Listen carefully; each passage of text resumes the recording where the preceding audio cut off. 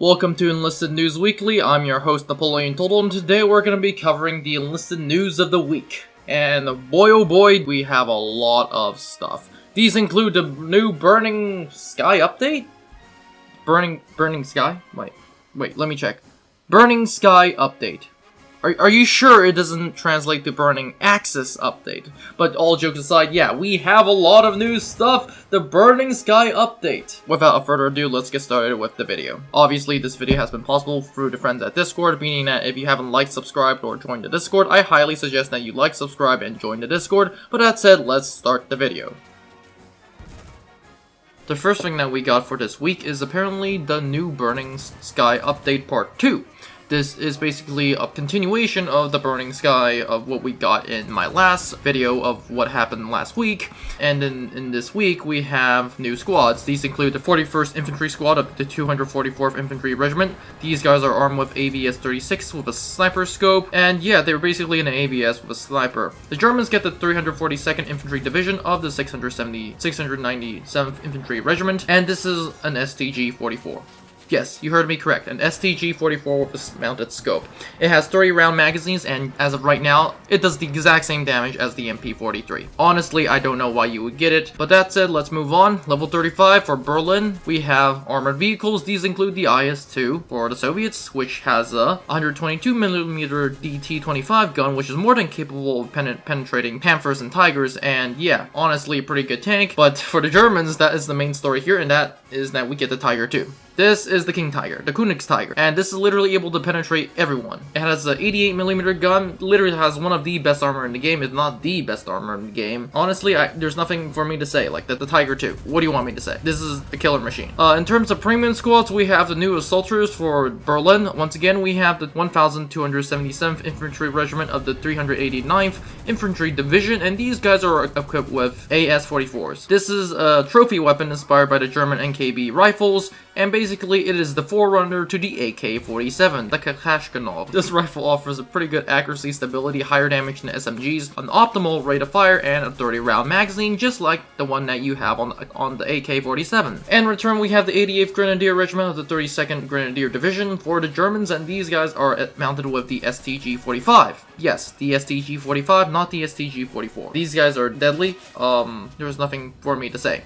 In terms of Stalingrad, we have level 27, we have the Rifleman's 3. And in this case, we have the old familiar Normandy put-in stuff. These are the anti-tank rifles. Yes, you heard me correct. The bloody anti-tank rifles that no one really cares about, no one can use, and because you can't even use them. For the Germans, it's a Kar-98 with an anti-tank grenade launcher, and for the Soviets, it's the Mosin M9130 with an anti-tank grenade launcher. Honestly, who cares? But level 28 in terms of vehicles, it is once again Soviet bias. You get a T-34-41 against a Stuk 3. Honestly, if you ask me 100%, the 75mm gun on the Stuk 3, in all reality, should pen the T-34-41. T-34-41 because it's 1941, but the Stuk 3, honestly, a lot of people give a lot of bad stuff to this Stug when they first saw what they were getting, but honestly, the Stug is actually not that bad. And in terms of assaulters, oh my god, we have another premium squad for Stalingrad, and these guys are the 3rd Infantry Battalion for the Soviet Union of the 154th Separate Marine Infantry Brigade, and these guys are Soviet Marines armed with the Papa Shah. For those who do not speak Russian, that is the PPSH-41. For the Germans, you have the 222nd Jaeger Regiment of the 100 Jaeger Division, which is armed with the Sumi. Yes, you heard me correct. I literally released a video on Finland, and they've come out releasing a Sumi. Yes, a Sumi SMG. Yes, basically it's the Finnish version of the Papa Shah, or the PPSH-41. In terms of the Battle of Tunisia, we have level 33 assaulters. Congratulations, we have the 35th Infantry Brigade of the 56th Infantry Division for the British, or the Allies to be exact. And these guys are armed with the M1A1 Thompson with the 50-round drum magazine. Congratulations! Now you might be wondering, what are the Italians getting? They are going to be getting the Beretta M38. Yes, you heard me correct. The Beretta M38 now holds 40 bullets. It is a pretty good SMG, I have to admit, but against a Thompson. Are you serious? At this point, are you serious? I'm I actually regret grinding the Axis now. I literally regret grinding the Axis. I wanted the Italian experience. They give me a Beretta M38, and they give the Axis a Thompson 50-round magazine. Honestly, I have to say it is historically accurate, but what the heck, guys? So seriously, it's not like you can't give the Axis any better SMGs. Actually, no, you can't. Yeah.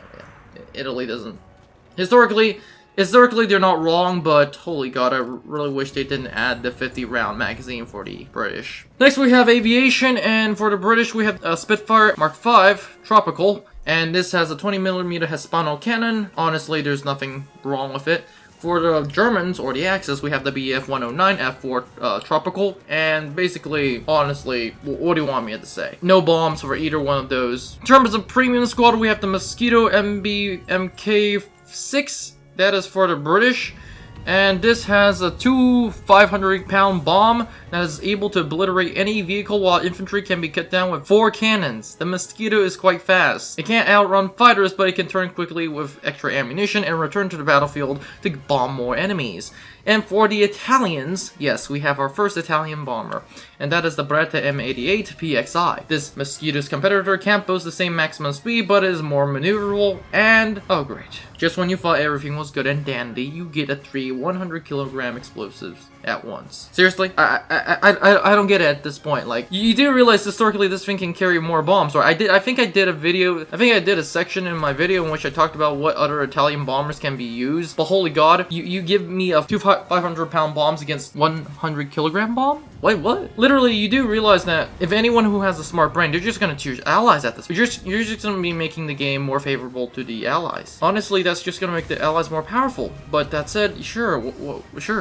And I think that is pretty much for Burning Sky Part 2. Let's move on to the official Burning Sky update.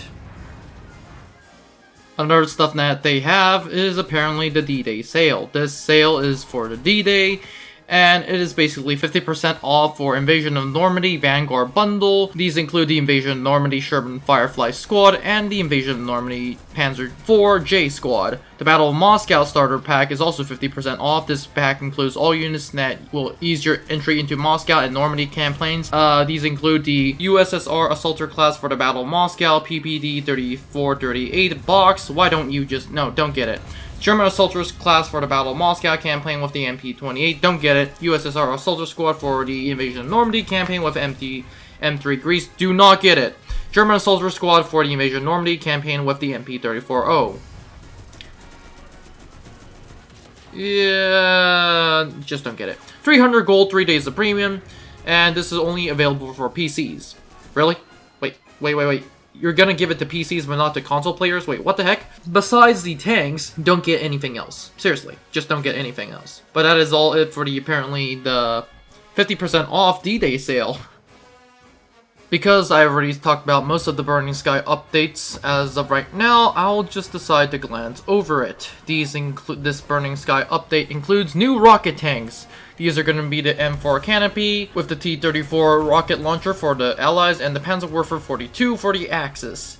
Now, I actually seen some gameplay for the Canopy. The Canopy, from some reviews, have actually been stated is just an American M4 with a rocket launcher on top, while the Panzerwerfer 42 can actually take out tanks, although you do have to be careful. The Canopy, not that much information in terms of if it can take out tanks, but with the rockets, I don't know. It's really good against infantry. Again, with anti-tank, you just use the 75mm gun. In terms of other stuff, we have weather and lighting improvements. This has already been featured in my last video last week. And yeah, that's that. Mission editor, you can get your new mission editor. I will do a video on that as soon as possible. New game mode, and these are going to be a confrontation, which is, as of right now, some people have responded and said it's more like a tug of war, which, hey, that's a good thing. You have new missions for a lot of campaigns. These include Battle of Moscow, you have Vostok Settlement, and that's going to be added as a confrontation. You have Voshoko Village West, and that is as an invasion. You have new maps for the Invasion of Normandy, St. Lo for confrontation, La Pierre, invasion, Wilburg Station confrontation and railway bridge invasion for Berlin, Kajif Cave confrontation versus the Gorge South invasion, Stalingrad you have Universe Mag confrontation and Communist Street East invasion. New weaponry includes them for Bazooka and the RPZB-42 for Germany. New weapons in the Battle of Stalingrad include the ABS-36 and the German STG-44, the AS-44 as part of a premium squad for the USSR, and the STG-45M assault rifle as part of the premium squad for Germany. New weapons in Tunisia include the M1928A1 with a drum magazine for the Americans, basically a Thompson, and the Breda M30 with extended magazine for the Axis. In Stalingrad, you have the Mosina this time, M9130 with an anti-tank grenade launcher, and the Kar-98K with an anti-tank grenade launcher for Germany, which no one uses. New weapons in the Battle of Moscow include the SKT-40 sniper as a part of a premium squad and the Gewehr-41 sniper as part of Germany. Impact grenades have been added to Invasion of Normandy and Battle of Tunisia. These grenades explode when they hit a hard surface, and they will actually include German and Italian grenades. Binoculars have been added to all campaigns. Flasks have been added to all campaigns, which regenerate the soldier's stamina and will begin to regain quickly for some time. Shovels have been added to all campaigns. These have been used for digging soft grounds or melee weapons. Additionally, several effectiveness have been accrued. Increase the amount of earth dug up for each action. Damage increased from 7.5 to 10. Attack range increased from 25 centimeters. Attack speed increased to 20%. Engineers' machine gun nests have been remodeled for every country. Axis engineers have the MG34. Allied engineers for the invasion of Normandy and Tunisia have the Browning M1919A4. The Soviet engineers in the Battle of Moscow and Battle of Berlin campaigns have the Maxim Slovokov machine gun without the armored shield. USS engineer in the Battle of Moscow has a Maxim machine gun with the armored shield. An option to move anti-tank guns around have been added to all campaigns. Reduce the recoil for mobile anti-tank guns. On PC, you have the default control setting to switch weapon firing mode to the H key. Added authentic flamethrower cylinders to the Flammable 35 and the 41, and the M1, M2 US flamethrowers and the ROK-2 USSR. New vehicles in the Battle of Moscow include the T-3440 with the LE-11 and the Panzer III Als-J with a L-60 cannon for Germany. Honestly, that's Soviet bias, but let's go on. New vehicles for the Battle of Berlin campaign include the IS-2 and the Soviets for the Soviets and the Tiger II for the Germans. Honestly, that's pretty balanced. New vehicles for the Battle of Stalingrad include the T-34 1941 against the Stug-3 Assault Alps F for Germans. Once again, is pretty balanced. New vehicles for the Allies Battle of Tunisia includes the Spitfire Mark V Tropical for the Allies and the Bf-10974 Tropical for the Axis. Added vehicle customization for all campaigns, unique camouflages and historical decals. They can be found in appearance menu for the hangar at any vehicle, except for special vehicles that come with a unique appearance. Now, the look for the gunner sight is different for each country and matches the historical look for each particular country's sights. Improved control of wheeled vehicles, including improved grip, reduced sliding, and improved turning ability. M3 Lee has been added the ability to control the gunner turret with the machine gun separately from other guns. Now, torn parts of aircraft have been displayed when viewing through the cockpit. Correct suspension armament is now displayed on aircraft in the hangar in combat. And on PC, change the display control setting for exiting vehicles to the B key. What? Okay. AI soldiers have now reduced the range in which AI soldiers react to the sound of silence and weapon firing. Enlisted has now a new military rank system, and your rank is defined by the ratio of victories and defeats, the number of heroes of battle wars, and the number of times you deserve from battle. Now, there is no enemy soldier at a strategic point. If captured at full speed, it is possible with 4 allies present. If fewer soldiers are present, the capture will be at a slower rate, meaning that if you want to capture a point, it is going to be harder. Grenades thrown by a player will now cause not only to the soldier who threw it, but if the player switches to a new soldier before the grenade throws off, that soldier will receive damage as well. Now, a rally point won't be built in a zone that has been inaccessible to the team after some time. Already existing points in the zone will be automatically destroyed. The construction visualization when placing an engineer building is now displayed to the realistic difficulty mode in the user mission. This is done to make sure it is not possible to build a structure in certain locations. Now, when you press the forward and sideways keys simultaneously, the soldier will swim at a 45-degree angle. What? Enemy Ammo boxes can now be destroyed by bullets, explosions, and crushed by vehicles. Consoles changed default control setting for marking the enemy to the RB, R1 button, speeding up the rate in which your game profile updates from the server. This will change up speed, for example, buying stuff and receiving Battle Pass awards. Increase first-person marker settings. Now markers are set at the direction of the camera if you're not aiming at the mode. Some bugs that they fixed are a rare casing of AI soldiers falling through the floor. A lot of stuff in which I do not want to go across. Mission improvements, yada yada yada. This is all on the Enlisted news page, and I think this is pretty much it for this video. Honestly, I will be doing another video of what I think they did correct for this update, and what are my personal thoughts, and stuff like that. That's it for today. Don't forget to like, subscribe, and join the Discord, and I'll see you in the next one. Now before you leave, I would like to thank you very much for watching this video. I would be honored if you could like and subscribe to the channel. Remember, more videos are coming out, so it is a good idea to click on that notification button. Anyways, have a great day, and I'll see you in the next one.